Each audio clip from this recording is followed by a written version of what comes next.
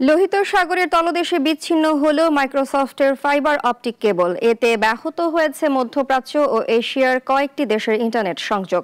দায় স্বীকার করেছে ইয়েমেনের বিদ্রোহী গোষ্ঠী হুথি। ডেস্ক রিপোর্টে বিস্তারিত।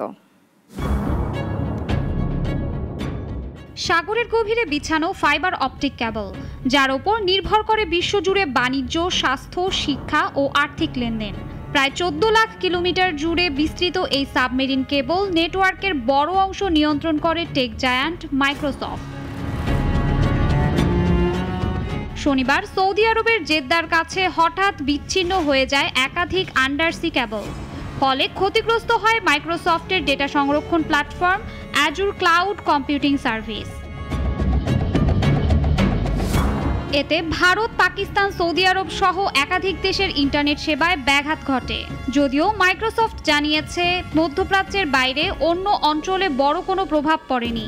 দ্রুত এ সমস্যা কাটিয়ে ওঠার আশ্বাস দিয়েছে প্রতিষ্ঠানটি।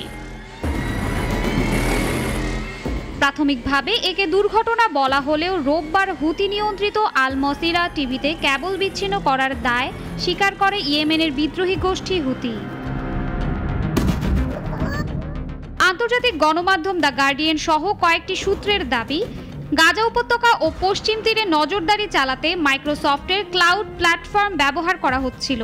তবে এ অভিযোগ সম্পূর্ণ অস্বীকার করেছে মাইক্রোসফট।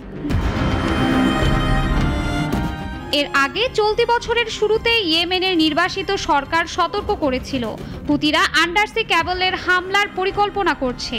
সে সময়ও কয়েকটি কেবল বিচ্ছিন্ন হলেও দায় অস্বীকার করেছিল বিদ্রোহীরা।